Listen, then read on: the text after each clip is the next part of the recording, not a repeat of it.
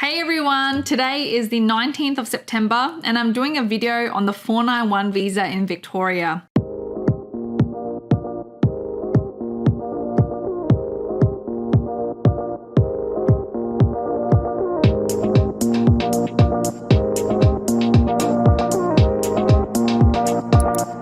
As you guys know, they announced the requirements last week and it was a long time coming. And the good news is that it hasn't changed too much. So you don't have to worry too much about big changes that you're gonna have to wrap your head around. But let's still go through it. There are still some minor changes. For those of you who don't know me, my name is Tracy Chen and I'm an immigration lawyer based in Australia. I'm the CEO of Mason Chen Law Group. If you wanna get in contact with myself or one of our fantastic lawyers or agents, our contact details are in the link below. So first of all, what is the 491 visa? The 491 visa is a 5-year temporary provisional visa. What it means is that when you are granted this visa, you must live and work in regional Australia for at least 3 years. And then once you have lived and worked there and you complied with all of your conditions, you can apply for PR under the 191 visa stream. Now, we have received our first batch of 191 visa grants recently, and this stream opened last year in November. So it took about 6-7 months to get granted. So it didn't take long. I think it's pretty good, to be honest. So first of all, to apply, you must be committed to living and working in regional Victoria. You must have had your registration of interest selected, which we'll go through how you do all of that after. Now, you'll need to submit an expression of interest. And for any expression of interest in Australia, you must have a valid skills assessment in an eligible occupation. You must be under 45 years of age and you must have at least competent English, which is equivalent to 6 in each band. So you would first need to submit your expression of interest. If you're looking for the occupation list,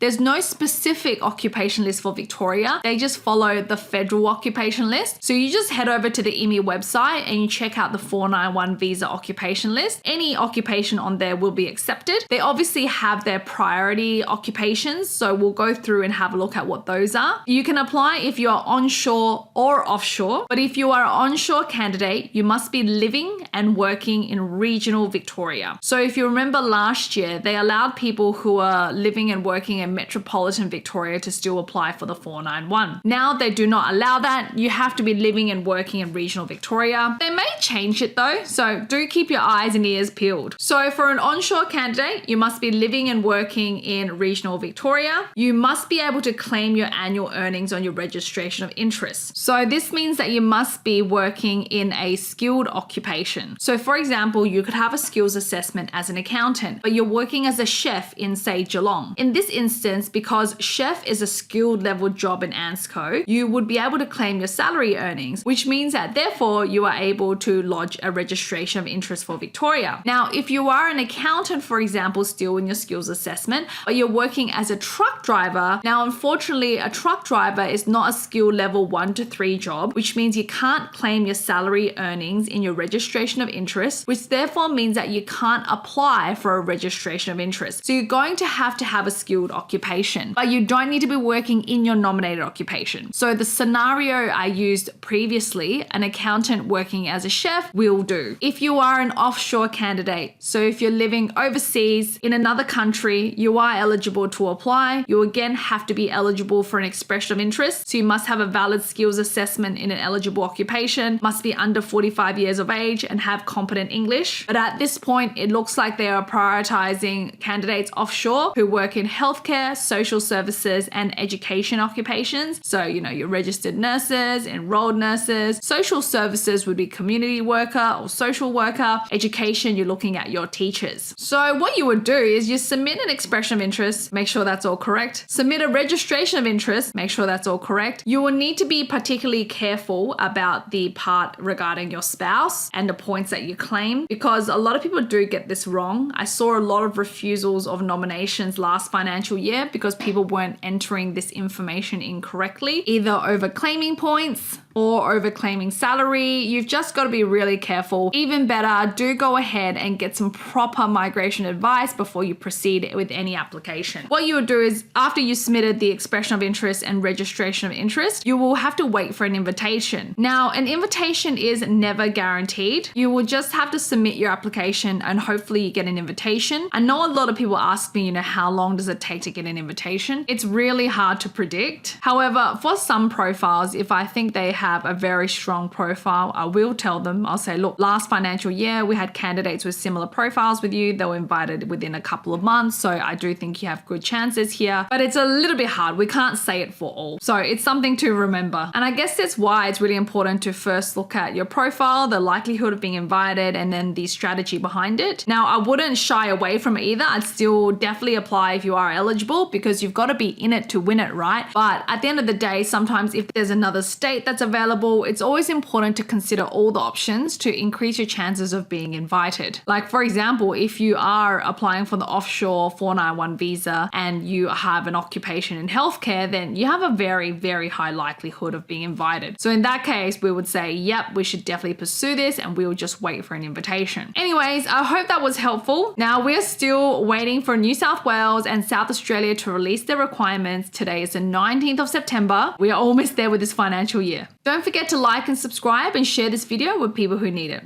I'll see you guys in the next video.